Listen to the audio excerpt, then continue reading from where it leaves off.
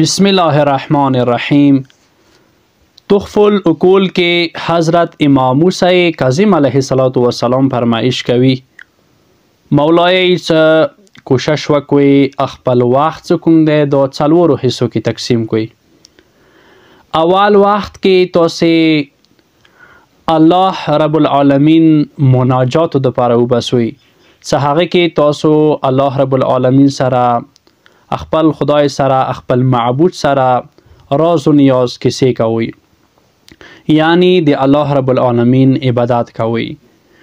و یو وخت څه کوم دی دا تاسې امور معاش دپاره وباسئ، یعنی خپل رزق ګټلې دپاره هغه وخت وباسئ. ویلې څه رزق ګټله هم د الله رب العالمین عباداتو نه یو بهترین عبادت دی. دریم وخت څه کوم دی هغه تاسو خپل بروسمند دوستانو دپاره وباسئ.